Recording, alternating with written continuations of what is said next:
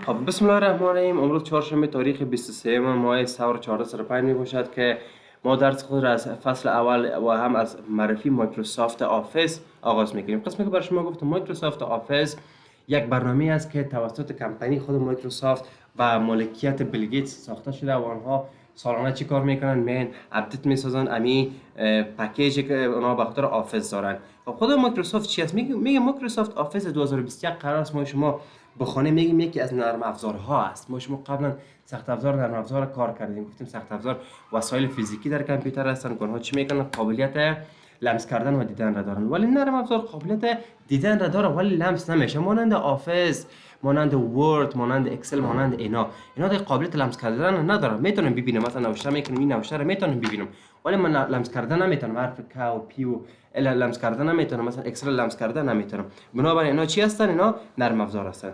خب میگیم نرم افزارهایی است که پس از مایکروسافت آفیس در سال 2021 در تاریخ 24 سپتامبر 2022 برای سیستم های عامل ویندوز 10 و 11 به دسترس عموم مردم قرار گرفته است. خب میگه این چی کار میکنه که در سال 2022 چی میکنن؟ اینا به دسترس مردم قرار میگیرن.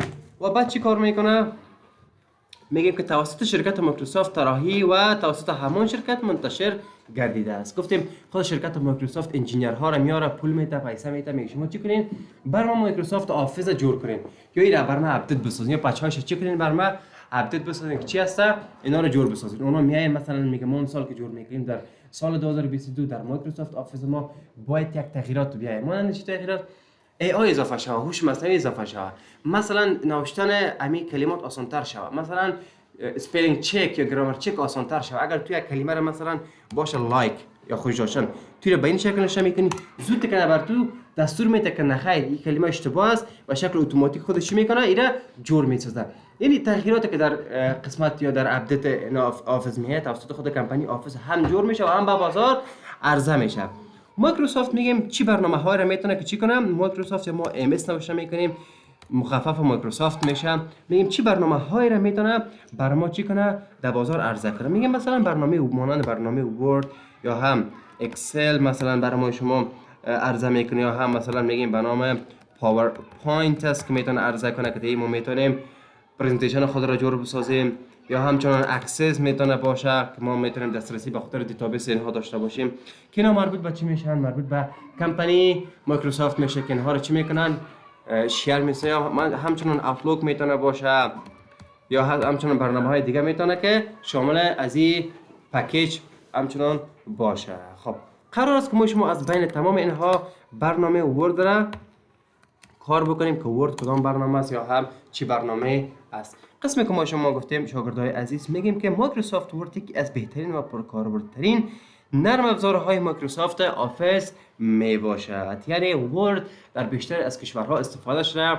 از طریق ورد ما چی کارها را میتونیم آن میخوانیم؟ میگیم که مایکروسافت ورد برای نوشتن اسناد و دیزاین اخبار، مجله ها، کتاب ها و غیره مورد استفاده قرار میگیرد و یکی از ویژگی های مایکروسافت ورد یا برنامه ورد این است که اشتباهات را به شکل خودکار تصحیح میکند. قسمی که بر شما گفتم اگر شما بیاین یک کلمه را غلط نوشته کنید، چون مثلا قرار است ما تایپ کنیم هر چیز مثلا تایپ کنیم بگیم this is مثلا the new پاراگراف، ببین یک جایی که اشتباه شد این نیو دو تا ای اومد دی مثلا باید تی این قسمت میومد، این چی میکنه؟ این خودش به شکل اتوماتیک عیار میسازه یا جور میسازه که میگه تو باید به این شکل عیار بسازی. چه یکی از قابلیت هایی است که در برنامه ورد وجود داره و از این خاطر طرفدارهای زیاد خود را در سرتاسر دنیا دارد.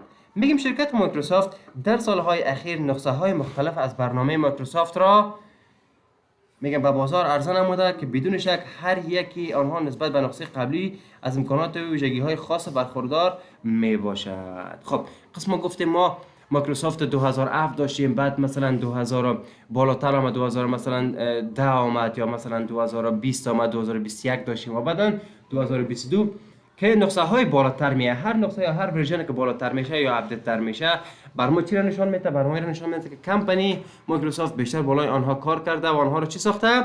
اپدیت یا هم بروز ساخته از شاگردای عزیز. خب میایم بالای طریقه یا روش بازنمودن برنامه ورد، مایکروسافت ورد. چه رقم شما این را باز میکنیم؟ قسمی که شاگردای عزیز شما میفهمین مثلا ما از چندین طریقه میتونیم این کار انجام بدیم کلیدی که در کامپیوتر شما موجود است کلید ویندوز کی یا ویکی امو کلیدی که 4 خانگک یا 4 پنجره در روش است. این شما فشار میتین. وقتی فشار دادین شما نوشته میکنین در این قسمت ورد. وقتی که ورد باز کردین نوشته میشه بر شما کلمه ورد یا اینجا آیکونش ظاهر میشه این قسمت اپش میاد. شما کلیک چپ را فشار میتین شما رو مستقیم وارد برنامه ورد میسازه. این شد است یک نوع یا از یک طریقه باز کردن برنامه ورد در کامپیوتر. طریقه دوم چی است؟ امی کلمه که امی ببخشید کلیدی که روی خود 4 پنجره یا ویندو را داره کلیکین ها را داره این کلید دقیقاً در سویچ هم شما میبینید که کلید به این شکل وجود داره. این همراه آر کلمه آر که در کامپیوترتون است یک جایی با هم فشار میتین. وقتی فشار میتین بر شما برنامه را به نام رن باز میکنه. در این قسمت شما نوشته میکنید WINWORD یعنی وین ورد. شما چی نوشته میکنید؟ وین ورد. زمانی که شما وین ورد نوشته میکنین این انتر میکنین شما را با برنامه ورد چی میکنه؟ دایرکت یا وصل میسازه شاگردای عزیز. از طریقه بعدی باز کردن برنامه ورد بود. اگر شما در این قسمت بیاین ویندوز کی و آر فشار بتین و همچنان شما نشان کنین برنامه ورد یا خود ورد بر شما باز نمیکنه. چرا؟ چون کامپیوتر دیگه کلمه را به نام ورد نمیشناسه. ورد میگه چی است؟ من نمیشناسم. بر ما که دافزی ما گفته شده گفته که هر کس ورد کار داشت باید چی کنه؟ وین ورد تایپ بسازه. ما اگه تو وین ورد تایپ کنی ما باز میکنم اگر نکنی باز نمیکنه. این شد از طریقه بعدی.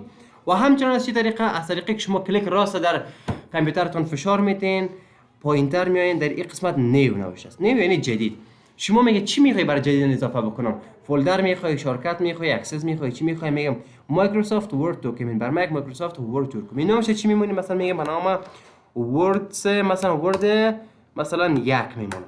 حالا چی میکنه؟ بر من این را جور کرد. من میام فایل باز میکنم. بر من با قابلیت دسترسی به چی دارم؟ با برنامه ورد دارم. و امی چی کار میکنم؟ من میتونم از چندین طریقه مختلف این 3 طریقه بود که بر شما گفتم قابلیت دسترسی به چی را داشته باشم؟ با برنامه ورد را داشته باشم.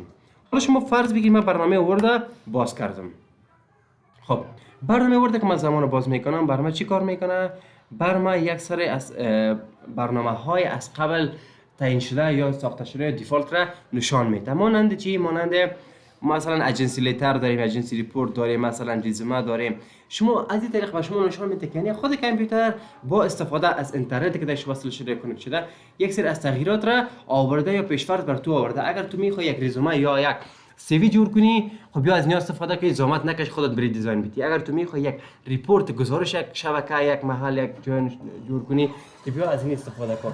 یا اگر شما میخواین که از یک برنامه دیگه استفاده بکنین شما بیاین از طریق دیفالت یا پیشفرض استفاده بکنید.